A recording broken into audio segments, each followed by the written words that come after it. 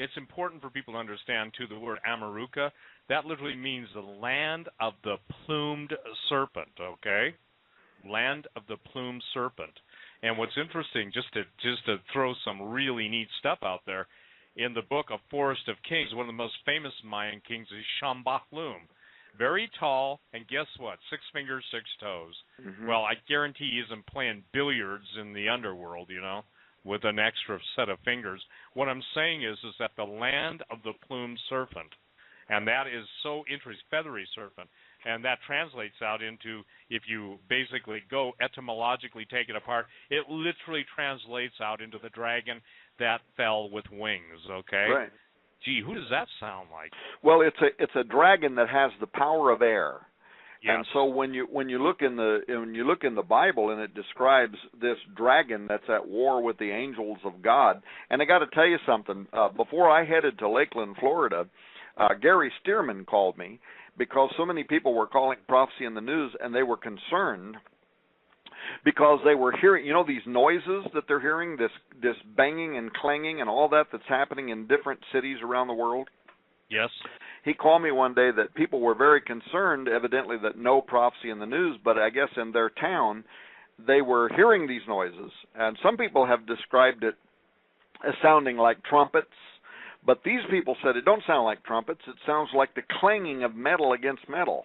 And Gary Stearman called me to discuss some other issues plus that and asked me what I thought.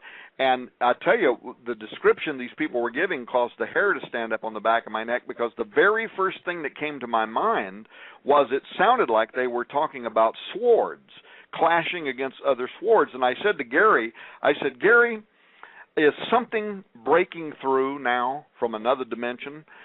Is the war, the conflict between the angels of God and these fallen forces, is that conflict breaking out now to such an extent that it's bleeding over and we're starting to hear some of this? Well, I don't know if that's the case or not. There's no way to prove that, but it was the way it struck me at that moment. Well, I got to tell you something. I got to share this with you. I think that you're onto something there, and I'll tell you why.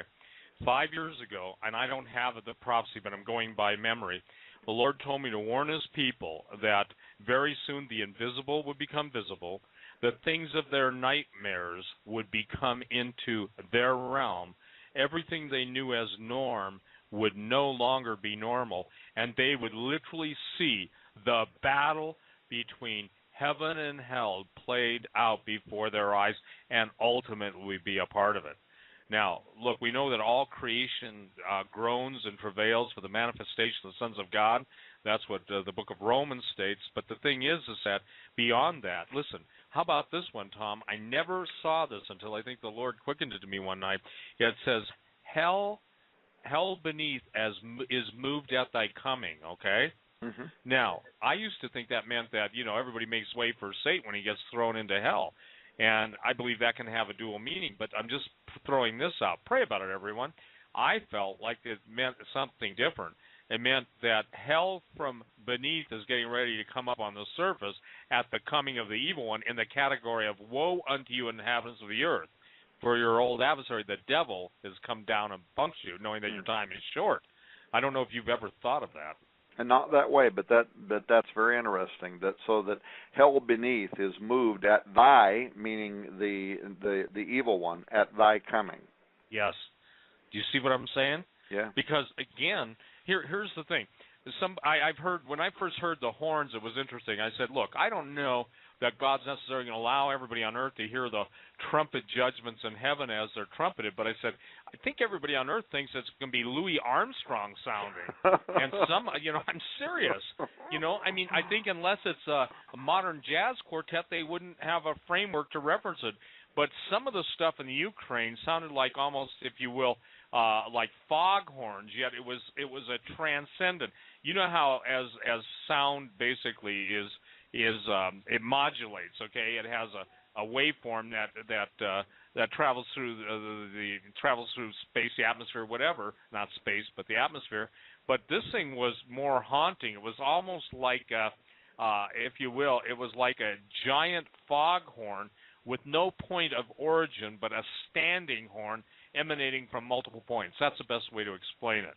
and that's just one in the Ukraine. So I guess now that everything in that 5-year-old prophecy, and by the way, if somebody's got a copy of that, would someone please email it? I've got all my tapes from every radio show I've ever done, and I just don't remember what show, and unfortunately when those are being taped, they weren't, delineated well enough. But the gist of it is the invisible's coming visible, and what you're talking about, the clashing of swords, I believe, Tom, that's not just speculation or juxtaposing your thoughts on the events. I believe that's really happening, because I can tell you that's identical, and how you described it as to the prophecy I gave 5 years ago, maybe even 7 years ago. But anyway, there is a prophecy I gave on my radio show, and like a dummy, I don't know where I put it, probably in my filing system, and who knows where that's at. But the point is that I think it's critical for people to understand the lateness of the hour. They can mock, they can sneer, they can jeer, they can deny, they can belittle, they can slander, they can damn, they can do everything they want. But that doesn't protect them from when their eyes are open and their ears are open, and something much bigger, something much more nefarious. And I can tell you this, one of the most important things that anyone has ever taught me was the Mr. Langley, sent to me by a dear friend. CIA guy said the entire purpose of transforming the Earth, and terraforming was my word, with the chemtrails, was to change the dispersion of light. When God sent the rainbow, you're going to love this, when God sent the rainbow after the flood, saying he wouldn't destroy the Earth by water again, by taking that rainbow apart, if you will, and absolutely interfering with the light realm, L-I-G-H-T realm, of the different frequencies of light, they're enabling these things that God, in essence, imagine this, imagine the rainbow as God created as being a barrier to the principalities and powers of the air. In other words, it was our, if you want to say, force field, the force of Almighty God to keep those things out of us as we tamper. And that's why the Lord says that he's going to destroy those who destroy the earth. But this man was one of the highest-ranking CIA guys, and on his deathbed, he basically had a conversation with a man I know, and that's what was given to him, the most amazing understanding of why HAARP exists and all this stuff. The Mayans, the Aztecs, the Incas, the Egyptians, by the way, mummified their dead because they knew there would be a time when they'd be brought back to life. Not just, quote in the Book of the Dead. They knew they were coming back. And so it's something that's important for people to understand. So what you're saying about the Mayans of 2012 seems to be the revolving door for hell on earth. That's the best way I can describe it. Yeah, and the other thing is, people who may, think that the prophecy that you gave, the conversation around what are these strange noises on the earth, whether or not those particular noises are related to supernatural conflict exists, period. Or if you don't believe that, then you deny the Bible. That angels, there are good angels and bad angels, and there is supernatural warfare that is involved right now in the world around us. But we know that in addition to the facts of basic spiritual warfare, that there is coming a time where there is going to be war in the heavens. In other words, the conflict is going to be increased to a new level. And that was the point that when Gary, I can't even repeat exactly the words he was telling me, these people in this community and what they were hearing, and everybody was saying it sounded like trumpets, and what they were saying to him is it doesn't sound like trumpets at all. It sounds like the clanging of metal against metal. And the minute Gary said that, man, I could see angelic warfare. And the fact that it is so intense now that it is starting to bleed over from in their dimension into ours, because there still is no explanation about what these noises are. Now, it could be the government's doing experiments, it could be HAARP, it could be something else. I certainly have no insight on what's going on. All I can tell you is what my first initial and immediate gut reaction was to the way it was described to me that day, and it literally caused the hair to stand up on the back of my neck, and the first thing out of my mouth was, Gary, is something starting to bleed over from the angelic realm? And it caused Gary to pause, too, and then we had a conversation around that. Well, what does this got to do with what we're talking about tonight? Petrus Romanus, E.T., extraterrestrials, the Maya, Aztec knowledge, David Flynn. What it has to do with is that these Maya prophesied that their gods were going to return, and they set that year in the year 2012. And ladies and gentlemen, we're here. This is 2012. And these multiple prophecies, some of them are thousands of years old.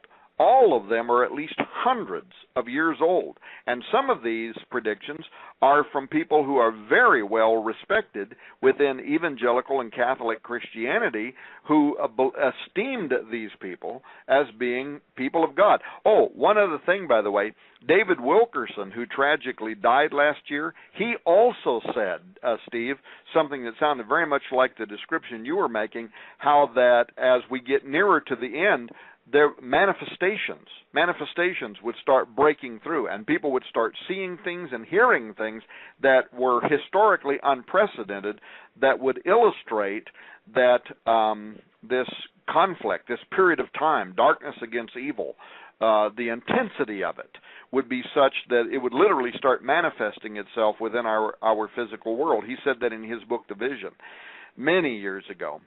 At least I think it was in his book, The Vision. If it wasn't that, it was another prophecy. And probably now that I've said that, somebody's going to make me have to find it, which I'll do.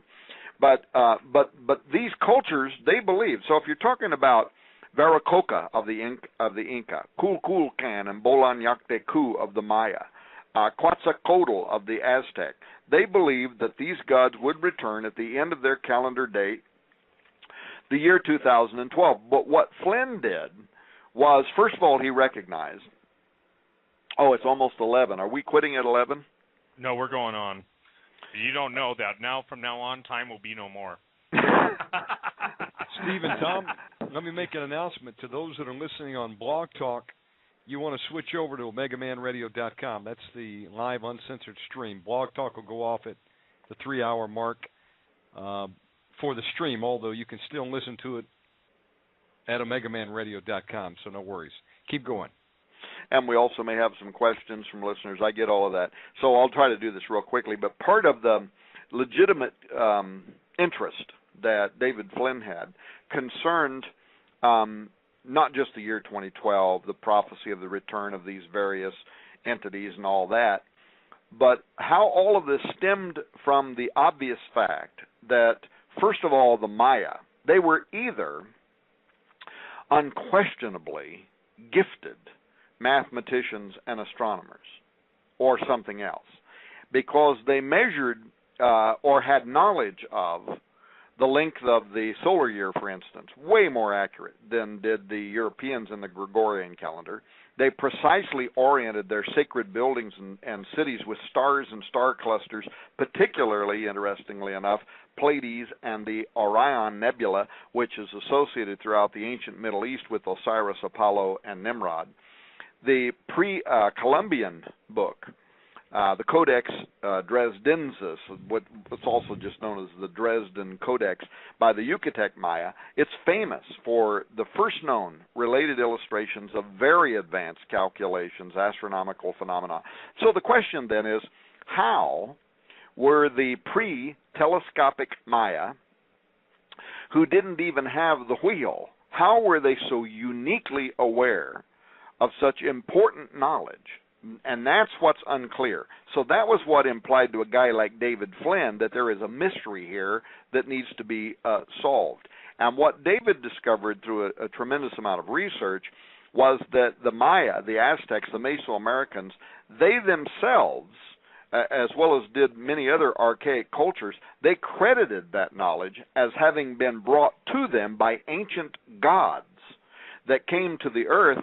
And throughout Mesoamerica, it appears that they came through some kind of stargate, at least in their mythos. They have these big gated constructs that are built in Tiahuanaca, various other places, that they ascribed as a portal through which the god had a mysterious kind of key, and those gods would come. Now, that sounds like a fairy tale, right? But it's the only explanation we have from their history about where this unprecedented knowledge that they had that was far in advance of much of the rest of the world, where that knowledge came from. So what happened was In 2008, David Flynn started making discoveries. And if you look at RaidersNewsUpdate.com/giants.htm, you'll see that much of the information, the size and the scope of it, simply surpasses comprehension. I don't know how many times I've read that article. David actually contacted me. He said, I'm using Google Earth and some other above Earth orbiting satellites. And once again, he said, I think I found something nobody's ever saw before. He wrote a bunch of the information, sent it to me. I edited it. I kind of cleaned up the language, if you will. So he and I kind of, sort of, wrote the article together, but none of the revelation was mine. It all came from David. Every bit of it was his. And what he found was mammoth traces of intelligence, carved in stone, literally covers hundreds of square miles. And I wrote at the intro of the article that, in my opinion, it was possibly the strongest evidence that was ever detected of prehistoric engineering by those ancient entities that were known and feared throughout the ancient world as gods. But I was talking about, of course, the giant offspring of the Watchers. Because what David did was, in similar fashion to how modern archaeologists, have recently found ruins of hidden Mayan temples in the Guatemalan jungle using these satellites, well, David, he used Earth orbiting satellites, and he imaged this vast network of patterns that surround Lake Titicaca in Bolivia, South America. They extend over 100 miles south into the Bolivian desert. But what's strange about them is that there are patterns that display geometric repetition, interlocking rectangular cells, mounds, perfectly straight lines that are cut deep through the rock into the earth, and it goes across everything. I mean, the topographical features, high plateaus that surround the lake, through floodplains, through hills, through cliffs, through mountains, these deep, straight, perfect lines that lay out these patterns upon the earth. There is no technology on earth that could explain how in the world these patterns were created. And I am still to this day astonished. I think, frankly, Steve, I think the only reason why National Geographic or somebody else hasn't picked that article up and wrote something about it is, first of all, they don't want to deal with the ramifications, and secondly, they have no clue how to explain what we're looking at. So Tom, hold that thought, because we're going to get aced out with the changeover. Bruce, do you want to go ahead and announce it one more? And yes, we'll sir. Stay until we come back. We need those out there that are on Blog Talk to now switch over to OmegaManRadio.com if you weren't listening there already, and you'll be able to hear this final segment tonight. We're still live on tape, and this will be available up in the archives later, the full 4 hours, for those that were on BTR and didn't make the switch. We're now live on the 4th hour. Continue on, guys. Go ahead, Tom. Well, I'll try to do it quickly, but the whole point is this. 12 miles south of Lake Titicaca, located within the center of an array of geoglyphs, there are megalithic ruins. There at Tiahuanaco. Many people are aware of these, by the way, and other New Agers have written about it. It's actually known as the American Stonehenge, the Baalbek of the New World. That's one of the titles that's given to it. And if you know anything about Baalbek, you've got these enormous stones protruding up out of the earth. You've got the what do they call it, the stairway of the giants there, where you've got a stairway going up into what at one time, prehistorically, was a giant temple. And in order to make those steps fit your natural stride, you would have had to have been just enormous, something like 18, 20 feet tall, whatever, for those steps to relate, to a normal stride walking up. And by the way, Tom, the guy that has actually Dr. Muldeshef is one of the Ernest Muldeshef is one of the most famous eye surgeons in the world. The only man to ever, I bet, transplant a complete an eyeball, even into the optic nerve. I mean, that's pretty good. He took one of Russia's most famous physiologists, okay? Actually, I think it was a professor at one of the universities, and he took him to Baalbek. And they actually have the footprints in that thing. And when I tell you the footprint, they have footprints that are in limestone that are huge. When I say huge, I'm not talking 36. I'm not even talking 48 inches. I'm talking somewhere close to 5 and 6 feet. Baalbek also has the largest single quarried stone in the history of the world, and it's called Stone of the Pregnant Woman.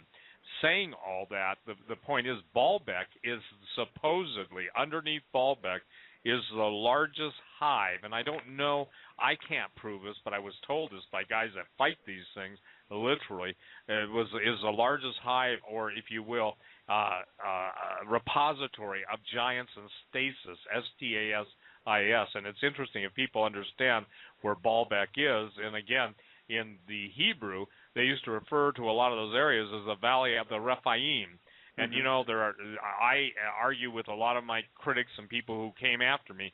The Rephaim are the giants. The Nephilim are the fallen ones. And I make the distinction again that giants are not demons. Demons are not giants. The book of Enoch teaches that the demon spirits just came from the, if you will, the murdered or the giants that were slain. And that as these giants that were slain, their bodies are reconstituted through genetic engineering, these demon spirits will enter back into them, reanimating the body, and they got long memories, and they got the same appetite for flesh, you know, that they've always had. So it's interesting, isn't it? We hear about certain national soft drinks using aborted fetuses and stuff. See, what I'm trying to say, ladies and gentlemen, our entire atmosphere is being reconfigured for these things to return. And, Tom, do you remember the Norway spiral back in, what was it? Yeah. I think what people need to understand, even at Tiwanaku, and I was just told by a former park ranger in Utah, it seems like Utah and the Four Corners region of the United States, where they actually have an area called the Valley of the Giants, that the spirals, every place I have been able to type spirals, both to prehistory and I'm talking, you know, ancient history, the spiral was always a sign, if you will, of the location of a stargate, angel gate, whatever you want to call it. So remember who was in Norway when that appeared in the sky, and the blue beam. And if anybody doesn't know what it is, just Google Norway spiral, and you'll probably get the mail online. What I'm saying is what you're saying about all of the Mayan, Aztec, Incan, they all A-L-L, attribute their building of their empires to the giants that came from the east. And you know that's exactly where I was going with that. And David didn't just make that statement, but he went into tremendous research about all of the different cultures around the world that explained what otherwise cannot be explained. You're talking about some of the biggest stones in the world. People could go to Google, by the way, and they can type in Baalbek and then hit images and look at some of those stones. I mean, we don't have equipment in the world today that could fashion those stones and set them in place, and yet the original foundation for some of those large temples there in Baalbek, you can see the original stones, and then you can see all the cultures that followed. The Romans, the Greeks, they put their little dinky stones on top of it and rebuilt over and over again, and then a war would happen and somebody would tear it up and then they rebuild again. But look at the foundation stones. Who in the world built them? Because there was no empire that followed whoever built them that could repeat that technology. In fact, at Tiwanaku, there's no stones there that are as big as the ones at Baalbek, but there is one of the largest single stones ever to be moved and put into a building anywhere on Earth. It's actually 400 tons. So think about that. But the mystery is, the experts say that it was transported to Tiwanaku from a quarry that is over 200 miles away. That's where that stone came from, 400 tons. So imagine how incomprehensible it is when you realize that the route of transport for a 400-ton stone over 200 miles had to be taken through a mountain range up to 15,000 feet. Who did that? We're talking there. You know, some of the extra biblical texts talk about some of these giants being as much as 200 feet tall. Well, there had to be something, because otherwise there's no conventional explanation for how those stones could be moved 200 feet through 15,000 feet above sea level, 200 miles, and then put into place in some of the temples that are there. And then you get these conventional historians that tell us that the structures at Tiahuanaca are only about 600 years BC, and that a pre-Inca civilization that didn't even have the benefit of a wheel or any other type of, didn't even have modern written language. I guess they put these 400-ton stones on the back of their ponies, their mules, and jacked them up there somehow, right? Yeah. Yeah, I can tell you something interesting. As I've studied this, I had Brian Snoddy, SNODDY. If people want to go to my website, stevequayle.com, click on the Giants section and go to the illustrations. I don't know if you've ever seen that. I'll email it to you.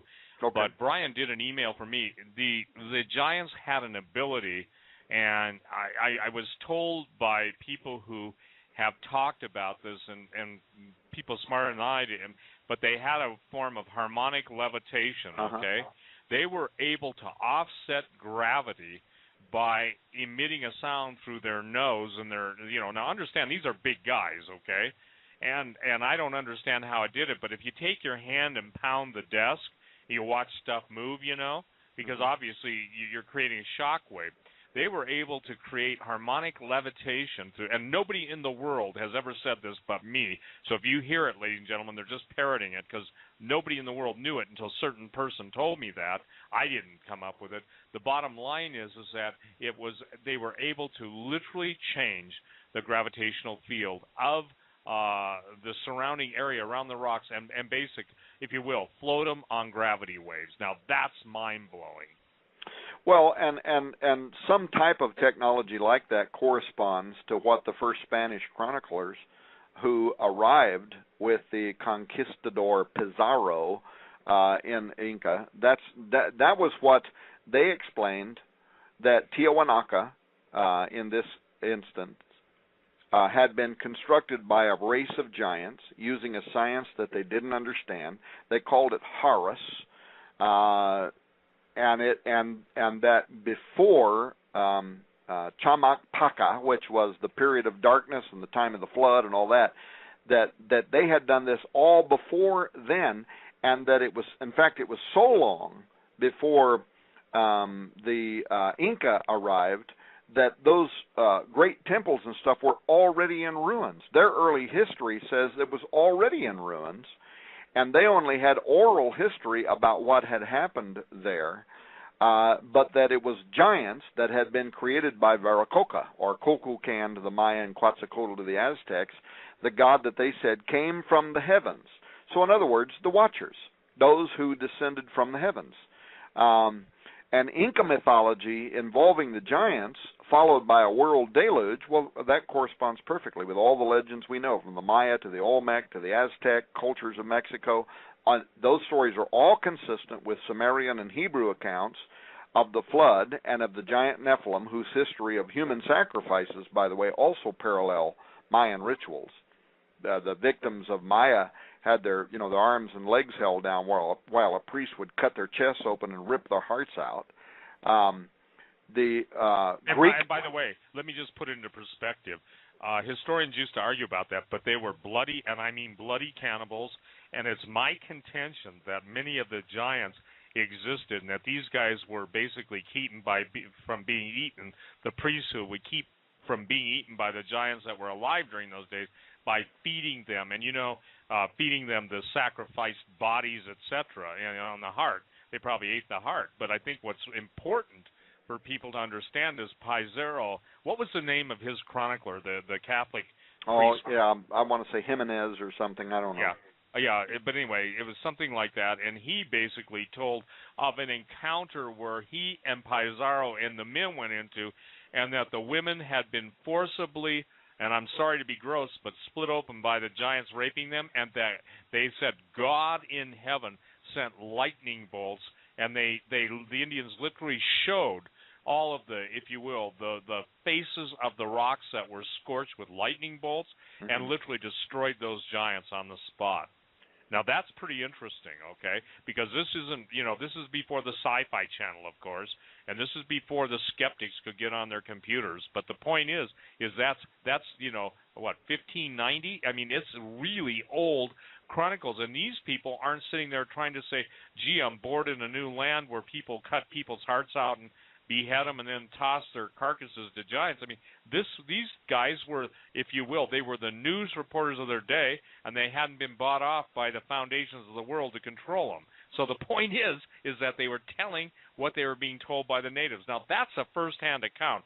That's a far different thing than all of the nonsense that we're being, exposed to daily. But continue on, because the Mayans, the Aztecs, and Incas all owe their origin to the fallen ones. Okay. Yeah, and so the Maya prehistory echoes the advent of the Watchers, their giant offspring, but it also looked forward to a particular date, one date, 2012, the year that you and I are in right now, sitting here talking to only God knows how many people, and that could be beyond significant because it was around the year 2000. Well, it was in 2005. I happen to know that because the date is on the article when David Flynn wrote it.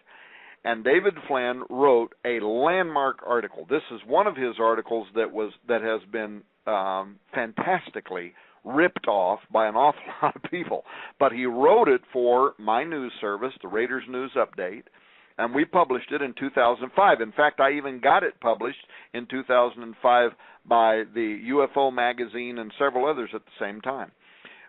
So there's numerous ways to verify when he wrote it. But it was based on mutual research that we were investigating at the time. But he wrote the article. I didn't have anything to do with it, and the brilliance is all his. The article was called An Occult Translation of the Roswell Event Countdown to 2012. I've seen, by the way, that research, even very recently, this year, in so-called brand new books, where authors are out there and they're doing shows and they're making a name for themselves, and they have not given David one piece of credit, and it is almost a word-for-word ripoff of his occult translation of the Roswell Event Countdown to 2012. It was unprecedented at the time. It later formed the basis of his presentation at the 2005 Ancient of Days Conference in Roswell, New Mexico. Oh, and this reminds me, one of the things that we want to be able to do, Brenda, David Flynn's wife, she sent me, I don't know how many, but I think I've got maybe at least a half dozen or more of David Flynn's video presentations that he made over the years at Roswell and other places. I have not been able to get Richard Hoagland to respond to give me the one presentation that David was very proud of that he did with Hoagland, so I probably am not going to get that, and Hoagland may not even have it anymore. But we did get these other ones, and what I'd like to do when we put his book out is just provide that DVD with all of those video presentations for free with the book. So we'll talk about that more later. But the occult translation of the Roswell Event Countdown to 2012 tied a lot of this stuff together. It tied the Mayan together, but also with the UFO and alien abduction phenomenon that we started out talking about, and even with the role of the Vatican. This was a feature article. It's even people who have credited David, it's been resourced, Donna tells me, hundreds of times by media, republished in magazines, print publications around the world. But what the extraordinary findings that David made actually foretold, that's the part that remains hidden to most of the world. Because what David did was like Dr. I.D.E. Thomas, our mutual friend. Yes. Thomas is still alive, by the way. He's going to be 90 here pretty quick, and he's still, at times, he's still very sharp. But he, Dr. Jacques Vallée, Chuck Missler, others, like them people, Flynn, he became fascinated with a mysterious connection between the Watchers, aliens, the coming of the Antichrist, the Mayan date 2012, and he saw that there was somehow a fiber, there was a string that was running through and connecting all of these occult aspirations, even including Freemasonry and other Illuminatus related to the subject. So if you read David Flynn's feature article, which we're going to include, the original 2005 article is going to be included at the back of the new David Flynn collection. If you read that article, you'll see how that he starts out citing how in 1928 the occult visionary Manly P. Hall had been writing about the Great Seal of the United States, but that careful analysis of the seal that Hall was writing about disclosed that there was this whole mass of occult and Masonic symbols. Hang on, I'm getting interrupted. Talk for a minute.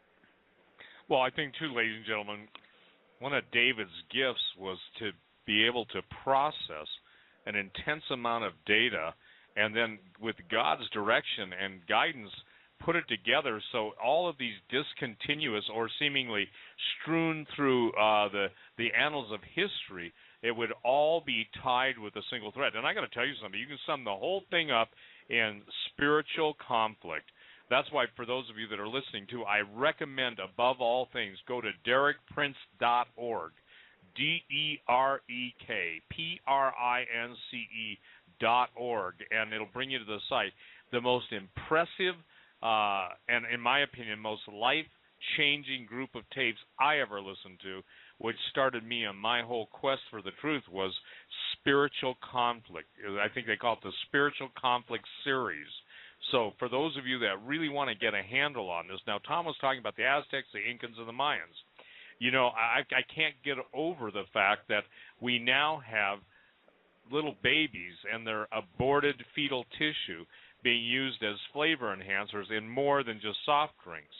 And you asked me why God would judge America. One of the most interesting points that I have to deal with, or points of contention, is, well, God wouldn't judge America. Look at all the good things we do. And I said, name them. And usually they'll say, we send more missionaries. No, we don't. That's not true. And for the record, ladies and gentlemen, it's real simple. God says, if you do right, you'll be blessed. If you do wrong, you'll be cursed. And I've said this 1,000 times over the years I've been on talk radio, that God judges nations, and he judges them in time. He judges individuals as far as their eternal, where they're going in eternity. But there comes a time now when all hell is breaking loose. And as the hell literally breaks loose, people are going to see more and more strange phenomenon.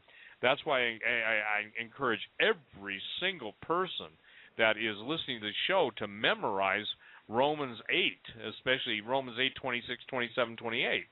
And when Tom was talking about some of the giants being 200 feet tall, if you want to Google Colossus of Rhodes, one of the ancient wonders of the world, that was done in a life-size sculpture that stood over the harbor at Rhodes, the island of Rhodes, Rhodes, in the Greek islands.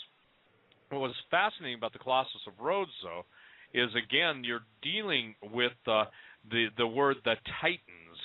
And the Titans were basically the elder gods, or in our case of talking, we are talking about the fallen angels that left their first estate. And so when you read about all the children of the Titans, and it's going to be interesting because most people don't understand that almost every single heavenly body or moon of our planets, and at least our solar system, are named after the Titans. Now, why is that? Does somebody just say, oh, let's say we got 12 things we got to name, and there's, 12 Titans, and maybe more than that, 1, 2, 3, more than that. The point I'm trying to make to you and for you is ancient history is before your eyes at all time. As Solomon said, there's nothing new under the sun. That which has been will be. And I think it's important for those of you that when you start to understand this, I made a statement earlier in the show that southern Utah has some amazing glyphs. I won't tell you where it's at, but I got a call and an email from somebody, and they shared with me they were a park ranger in a certain area in Utah. They literally have the same exact petroglyphs as they do in the Australian outback in the Ayers Rock, Ayers area. And it's the, I think Stan corrected my pronunciation, Deo did, but it's called the Wodjina, W-O-D-J-I-N-A or something. I used to call them the Wajinga, but it's a Wodjina. And the almost identical parallel are in Utah. So tell me this, you think really the Australians settled the United States before the Chinese. Now, what I'm trying to tell you is that the stargates that Tom is talking about, Tiwanaku, the usual place for a stargate is when the ley lines intersect. Every sacred place that's known as a sacred place has a stargate. When you see a spiral, whether it's a Norway spiral, please go Google that story, the Norway spiral, and then ask yourself this. Was a message being sent? Was it Project Bluebeam? Whatever you want to speculate on. But look who was in Norway. I won't tell you who was. You can look it up. And it's interesting that the ancients always equated the spirals with the entrance or exit point of fallen angels. Tom, are you there? Yeah, and actually isn't in even some of the cave drawings where you see these very strange alien-looking like characters, you repeatedly see that spiral design as having been drawn on the cave walls, and that too is a phenomenon that recurs around the world, right? Absolutely, and since they didn't have technical drawing and 3D laser printers, that's the best they could do. But the spiral, if you look at that's a very interesting thing because it's called the Coriolis effect. If you look at the galaxy, the spiral galaxy, if you look at the way water drains down a drain, if you look at a chambered nautilus, if you think of everything that's spiraled, even a corkscrew, I mean, all of the seashells, it's a fascinating study, but one of the points that has to be made is that, Tom, it doesn't matter what a person thinks, they can dismiss all this stuff, but there is more evidence to what we're talking about than there is to evolution, which is just nonsense. And now, the goal of the elitists, the luminaries, the Luciferians was to keep all this secret knowledge hidden because knowledge is power, and to utilize it to their benefit at the time. And based on what David has done and you have done, I've done and others have done, we've pretty much pinpointed the return of the fallen ones and the reintroduction. Can I deal with one quick Sure. issue? Today I got about 6 of them. Well, what happened to all of the giants? Weren't they all wiped out after Noah's flood? Well, the Bible says there were giants in those days and after the days. And you have made the best case for it. If both before the flood, the giants tried to sexually corrupt the human race. They did it. Almost succeeded, with the exception of Noah and his immediate family. And then after the flood, and now you have said that obviously that Nimrod began to become a Gibborim. And the thing that's interesting is all the genetic engineering. Listen, all of DARPA's advanced stuff, even beyond what the typical 4-star general knows. I mean, it's alien-based technology, but it's more so than anybody. It is fallen angel technology because when you go into the Golden Age, if you study, obviously, Atlantis or Hyperborea or Ultima Thule or, Lemuria, any of those, Shangri-La, all of those civilizations passed away. And the interesting point, Tom, is they got to a point where they started to mingle animals and humans, or animals and angels, and God said enough. I just want to ask you, don't you think the Lord's going to say pretty soon, quit messing with my creation? Because, look, we're there. If Jesus stated that except the days be shortened or sped up, that there'd be no flesh left alive, I don't think that people understand the ramifications of that someone's working night and day to destroy everything that God brought forth. Yeah, well, and in point of fact, when his disciples said, when is the end going to come? When will enough be enough? What will be the sign of thy coming? He said, as it was in the days of Noah. And so when you see that activity happening, know that the end is near. So when you ask the rhetorical question, when is God going to say enough is enough? He already told us when.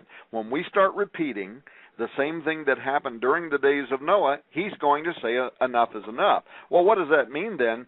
When you realize that right now around the world in thousands of laboratories, we are creating species that are part human and part animal. And by the way, you and I did a show, let me see, what we got, 30 minutes? You and I did a show, I don't know, a few years ago, and I think it's called The Days of Noah or something like that. And in that show, we talked about how in 2008 or 2009, Reuters had interviewed those scientists out of Britain that were doing human-animal chimera research for the pharmaceutical industry, but how that they had gone to the government of Britain and they wanted to know if they could have taxpayer revenue to further their research. And there was this big hoopla in Britain among the pro-life community that didn't like the idea that a part animal, part human would be created that then would be experimented on as an embryo and then would be destroyed.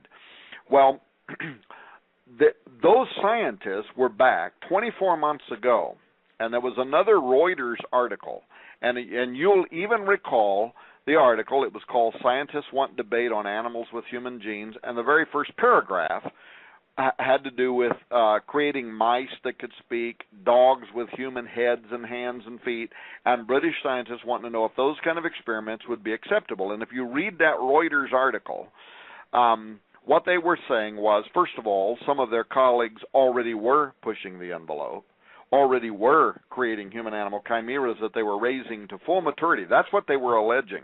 Well, people at the time, when you and I talked about that, people couldn't believe that that was actually happening, that they were raising these Splice-like creatures. As a matter of fact, it was about the time the movie Splice came out, and you recall that I asked you, because I hadn't seen it.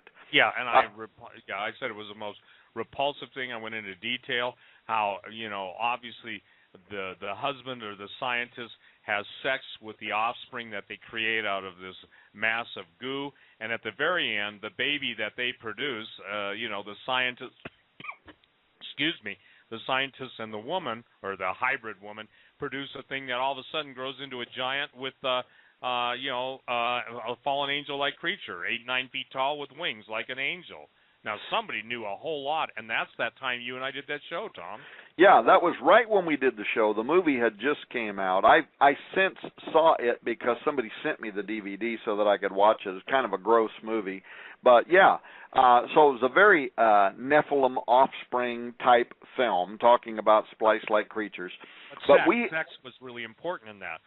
Sex, you had to have, again, the Splice-like, remember the laboratory thing? Had to be then, then he inserted his, semen into her, and then the baby, and obviously the thing at the end kills the father of the progeny of the fallen, or not the fallen, but the genetically created female with the tail. Well, here's what's important. You and I, now people can go, here's, again, Steve, when you and I happen to be on the front side of technology talking about things that people couldn't believe. They're saying, you guys are out of your mind. This isn't really happening. You've watched too many movies, blah, blah, blah. And Reuters sent a journalist this article. In fact, if somebody wants to email me, I'll send them the article. I'll send them the link to the article. It's still cached online. It's called Scientists Want Debate on Animals with Human Genes. It was published, I think, in 2009. And that's when you and I did the article. And at the time, I was saying that I felt, and you felt, that what these scientists were asking for was permission to essentially develop islands of Dr. Moreau, where they could raise these things to full maturity for long-term experimental purposes. And you and I both alleged that it already was happening, that in other words, they were asking for permission after the fact, that it already was occurring, and they were alleging the same too. Well, some people thought we were crazy, other people weren't sure. Well, guess what? Fast forward to now, and in just July, the Academy of Medical Sciences in Britain admitted that science had been going on before that article and since that article, and that in fact it's advancing so quickly, they are calling now for an international regulatory commission to oversee the creation, Steve, of fully mature half humans, half animals. We're not talking about animals that have a little bit of human genetics. We're talking about 50-50 integration. And if somebody wants to email me, I will send them the report from the Academy of Medical Sciences out of Britain, and this report will wake you up, because they admit that there have been thousands of half-human, half-animals that have been created in biomedical research that have been raised, not killed as embryos, raised and experimented on, and they even go in. Now, keep in mind, the Academy of Medical Sciences is like the FDA here in the United States, right? So this is not some fringe, goofy, crazy group of people that are making wild allegations. They're calling for an international treaty to actually regulate the creation of part human, part animals for experimental purposes, and to create the language around which When can they be created? For what purpose? What's the goal? Blah, blah, blah. Well, here's 3 excerpts from the introduction to their report. Number 1, and this is the creatures that they're saying have been created, are being created, are going to be created. Get this. Number 1, extensive modification of the brain of an animal by implantation of human-derived cells. I'm quoting. Which might result in altered cognitive capacity approaching human consciousness or sentience, human-like behavioral capabilities. Number 2, situations where functional human gametes, we're talking here about eggs and sperm, might develop from precursor cell types in the animal, and where, listen, Steve, where fertilization between human and animal gametes might then occur, the fusing of human and animal reproductive cells. So now we're talking about the creation of a species that can actually procreate with humans.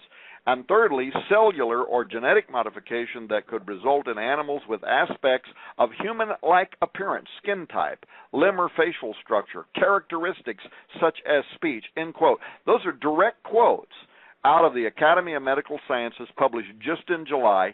And what's interesting is they published that report, and the very next day, one day after the Academy of Medical Sciences published their report, the Mail Online published an article that is talking about only 2 of the tens of thousands of laboratories, according to them, that are now involved in this research around the world, in which they admitted that 150 human-animal hybrids had been grown in United Kingdom labs. So that article, back in 2009, Scientists Want Debate on Animals with Human Genes, and people can go back and listen to our 2009 speculation about how it was already happening. Well, guess what? We were right. And so are we right now? And that's what people have to ask themselves. Are we right now about what we're speculating about the year 2012, about what David Flynn went to his grave believing? What we've discussed about the manipulation of living tissue by ancient fallen angels that led to superhuman hybridity that was made up of human and animal genetics known as Nephilim, earth-born facsimiles. Is that happening now? Fit extensions? I ask, by the way, we're doing this documentary film on transhumanism, and a current member of President Obama's Council on Bioethics, he is also a member of NASA's astrobiology team, Professor William Hurlburt of Stanford University, has agreed to be part of our film. We're going to be interviewing him in his home here in about a week and a half. And one of the questions that I've asked him is, does a human-animal hybrid, does it have a soul? Now that we know, according to the Academy of Medical Sciences out of Britain, that these splice-like creatures are being grown and raised, are being experimented on, and of course, this year's DARPA's operational budget has millions of dollars in it for editing the DNA of our soldiers on the battlefield. People that are listening to the show may have seen recent news articles where they're talking about bulletproof skin. What they don't know is that is taken directly from the transgenic goat creatures that were created that have spider genetics in them that were originally, it was one of DARPA's first successes in transgenic creation, and now they're special farms that raise these goats that have spider genetics so they can harvest spider silk out of their milk. And that spider silk it's one of the strongest materials on earth. They can make these very, very almost razor thin materials that are bulletproof.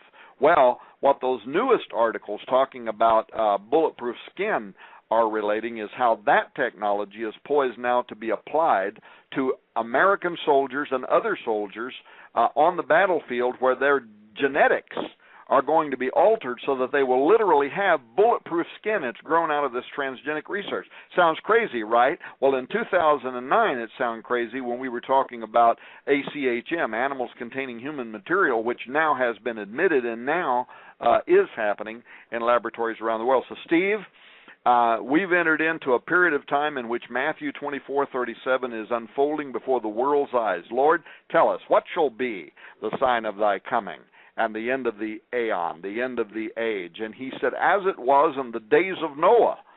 And we're doing it right now. We're doing it in laboratories around the world.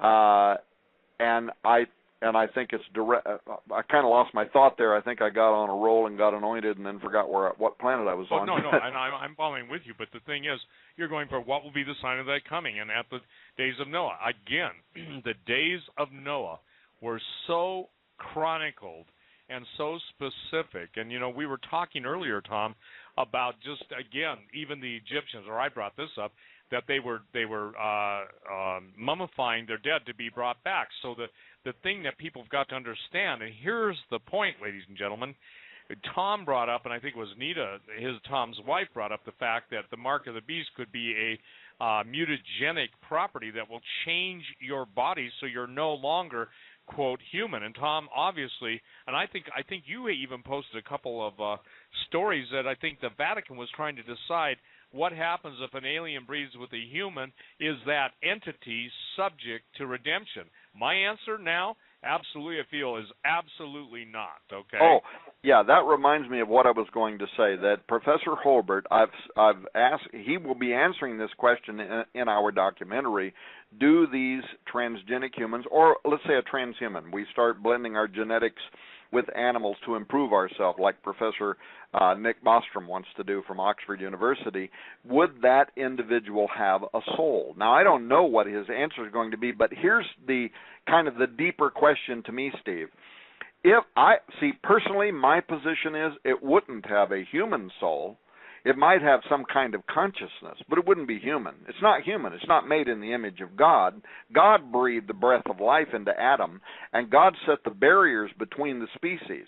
And an animal has a type of temperament or a conscience, but we would not say that an animal has the same kind of soul. It's not a habitation for the Holy Spirit in the same way that those who were created in God's image is.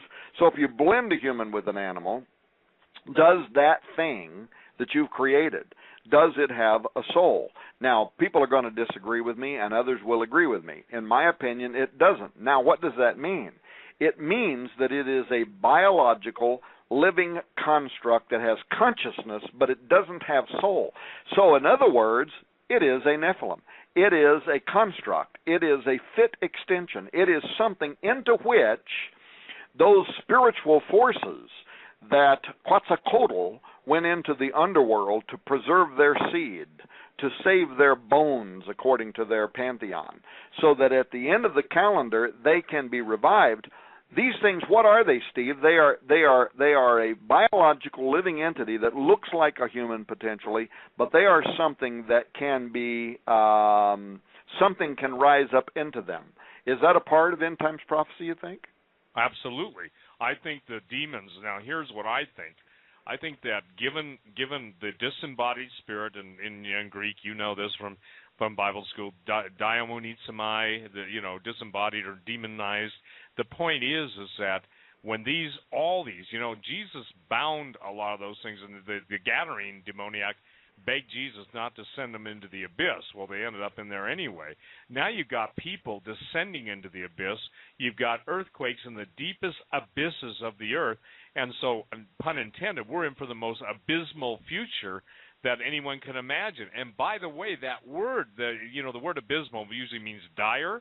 Isn't it fascinating, Tom, that a lot of the world's, I think there are 11 deep trenches, 11, not 13, not 10, and that those are the areas, the abyss, which literally means a great expanse, a deep pit covered by a great expanse of water. Imagine all the dead things in Isaiah. That literally means Rephaim. The dead things are going to be reanimated. They're coming back, and that's the army that Satan believes that he's going to defeat God with.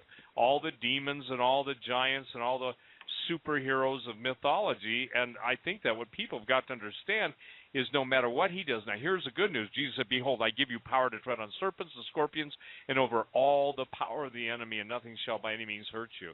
And the idea of these hybrids. Now, look, I can tell you this, that the porn industry is involved in this too, because they want not just a normal woman, they want one with fur. I'm talking like, you may have even seen the artist's drawing of a woman who had, or a female sheep cross human who had fur all over her body, but she had breasts and, the plumbing. I'm not trying to be gross, but I can tell you, Tom, I sat down with a man that worked for a certain intelligence agency, and he was, by his own words, a Cold War assassin. But when he talked about the human-animal hybrids that he saw in some of these, what he called incubatoriums, where they combine alien DNA and human DNA and animal DNA, he wept like a baby. This was a tough guy, and he absolutely went into a PTSD mode with me at the airport, and I laid my hands on him. He was not a Christian, to try and calm him, but it was a supernatural agony, and I can't explain that to anybody. He wasn't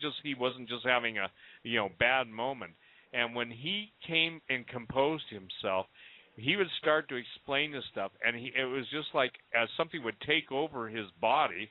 I think obviously he was demonized, but there was such a sorrow. And when I say that, whatever was, and I'm not saying he was all human either, and I'm not telling these as ghost stories, but I'm just telling you that the bottom line is this stuff exists, and that's the same thing Phil Schneider talked about. I was with a certain person. I got to be very vague. Last week, we were praying for a certain person for about 5 hours, to get some freedom and get baptized in the Holy Ghost and everything. And the person told me, who's a minister, that they're counseling a man that was involved in a deep underground base who was having, and I'm not kidding you now, how is this for timing? He was having sex with a woman who had a tail. And do you know that when he explained it to the person who told me that, it was just like the creature out of Splice. Wow. And he had the bona fides to prove, and I'm not going to go into detail, but where he had been, and he was terrified. Now listen to this. He produced an offspring, okay? And this is not ghost stories.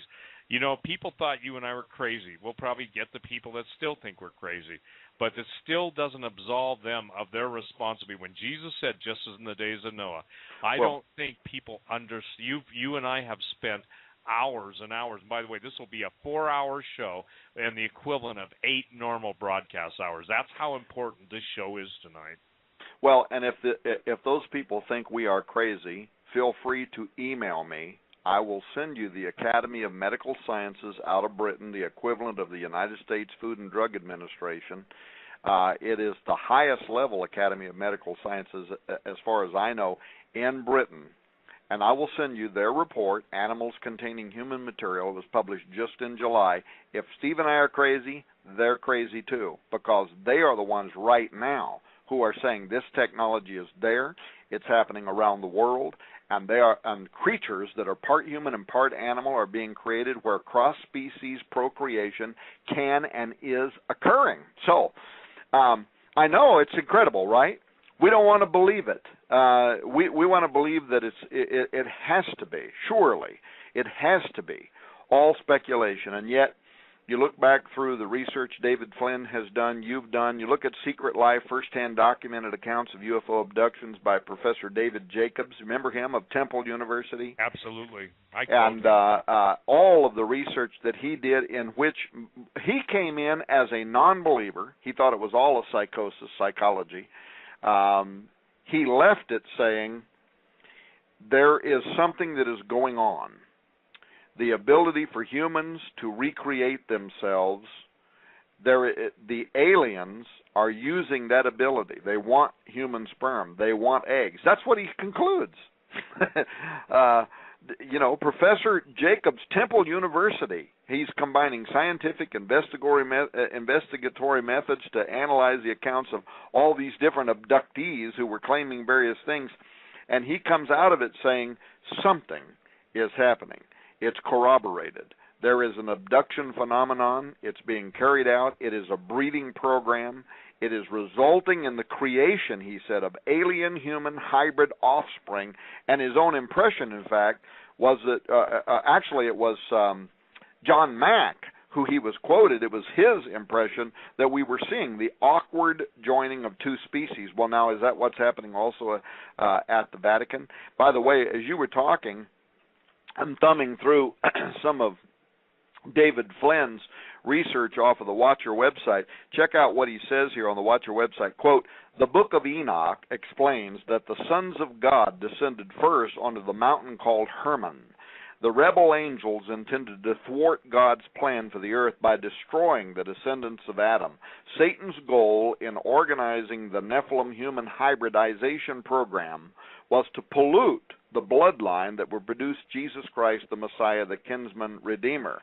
But now that it is so close to the end time, Satan has orchestrated human rebel angel interaction on a grand scale. The plan is now to prevent any flesh from being saved by manipulating human genetics, whether through the guise of alien abduction or by supplying willing mortal accomplices with the proper technology. There is currently being created humanoid hybrids who are not quite human.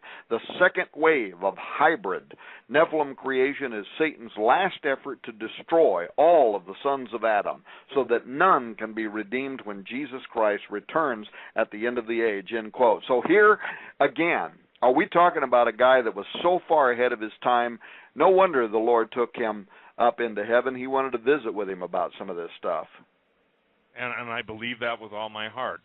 And, you know, I know it's tough, and boy, my heart. And you know what's interesting? I think of him, but I don't think of him as gone. I think of him just as there, you know? Mm-hmm. Well, anyway. Well, I don't know where that music is coming from. You're hearing music? Are you there? Yes. Are you there? Yeah, I'm there. That just... weird. I was thinking of just bringing up something, and I know it's going to be weird, but it just came up on my screen. Katy Perry did an alien video, okay? Uh-huh. Now, that's what I was going to bring up, and all of a sudden I'm hearing that music. But Katy Perry did an alien video in which she actually morphs into a half-human. Have you ever seen that? Yes, it's weird and spooky and demonic. But it's weird, spooky, and demonic. But understand, here's the critical thing. You can go on YouTube, and she talks about selling her soul to the devil, okay? Mm-hmm. But look at this. Look at the occult transition in both video games and music. We only got 13 minutes. I just want you to respond to this. Doesn't it seem interesting that you cannot, for not you, but that they cannot get away from broadcasting their intentions in such an explicit way? I mean, Tom, we're talking about basically, genetic mutations. We're talking about human. I won't even tell people where to go because it's disgusting, but now there are basically videos on YouTube of people sitting around and eating human cadavers and partying around just like V. Okay, I'm saying this. Ladies and gentlemen, we get a lot of flack. I get a lot of flack when I said these things coming back to serve mankind. It literally was a recipe book on the Twilight Zone. But what's going to be interesting, Tom, is those things that were reanimated. Can you imagine all of the, if you will, the cannibal tribes and all those things, the giant tribes, or the Karnakawa, a very famous tribe in southern Texas of giants? Can you imagine what happens when they all come back and they're out of a form of stasis? I'm not trying to be weird, but, man, these things are going to be hungry. And well, that's and actually that's what the ancient records says happened. They began consuming one another. They not only consumed animals and plants, they consumed people and blood. And it's interesting that you bring up that video because the popular media, seems to be playing a very significant role in preparing this generation to accept what is coming. There was a recent poll that said that 75%, now that's a huge number, that's 75% of the world's population, under the age of 21 have had their worldview more influenced by the teachings of George Lucas's Star Wars movies than they have by Christian churches.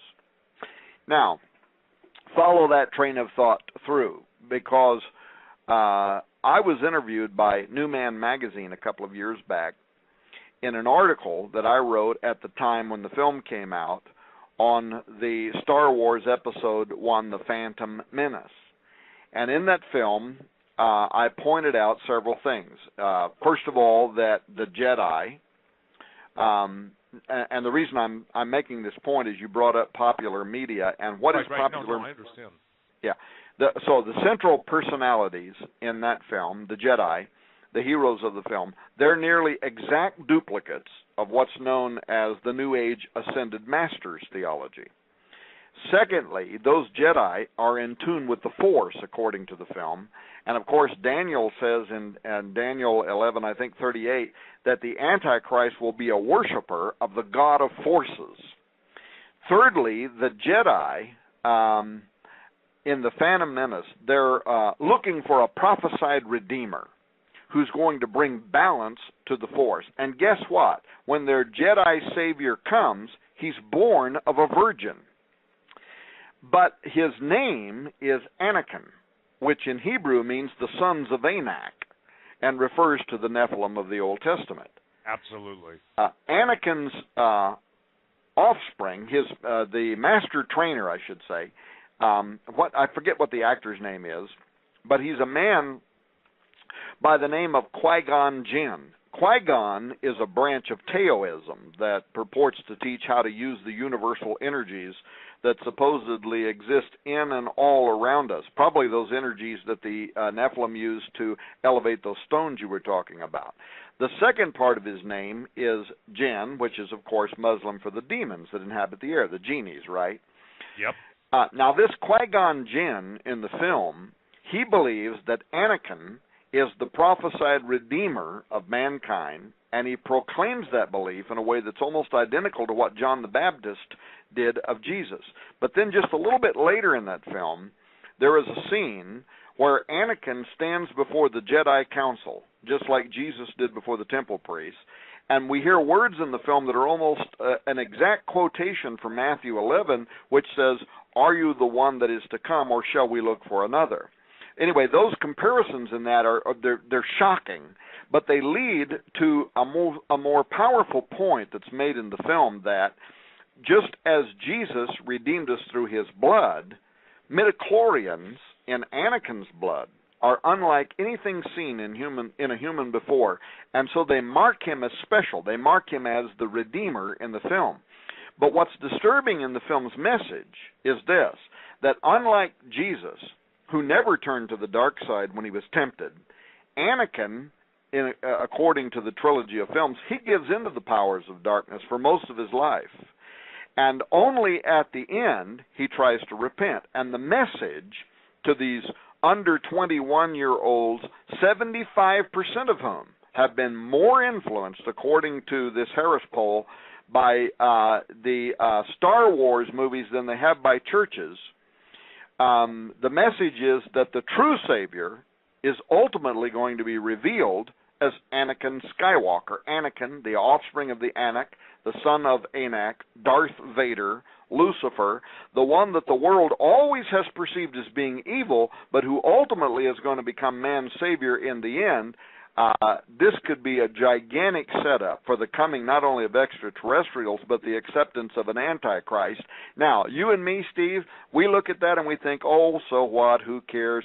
What, according to these recent polls, 75% of this generation do care. They've been more influenced by those films than guys like me and you and preachers of the gospel. So,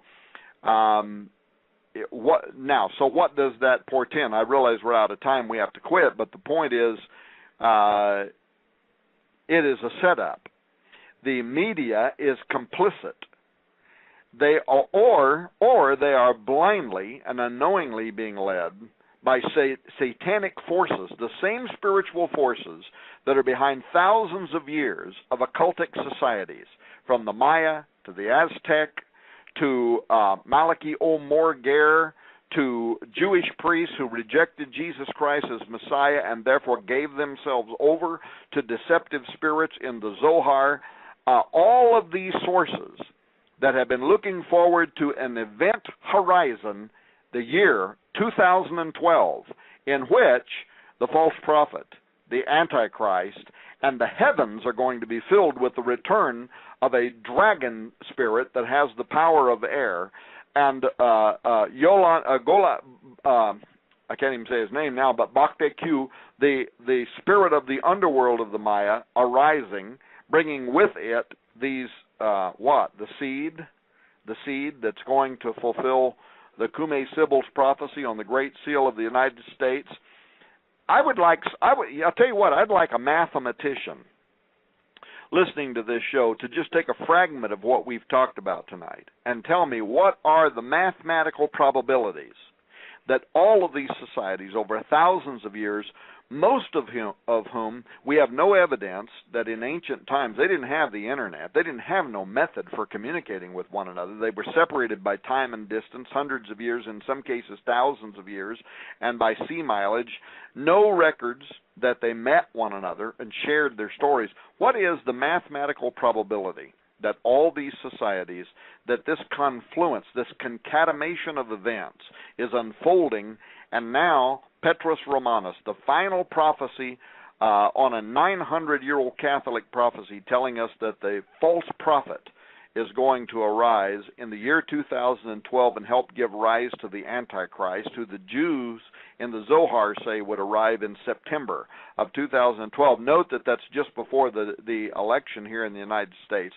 Anyway, take all of that information, take tonight's show, decipher it down into lines and items, and somebody give me what is the mathematical probability that all of that is just chance, because I'll bet you anything it's in the order of millions to one. There's something very weird, very strange, occultic, demonic that is unfolding in the year 2012, and Steve Quayle and I are here trying to awake the world to the reality that something is going on, and it very much smacks of the fulfillment of end times biblical prophecy.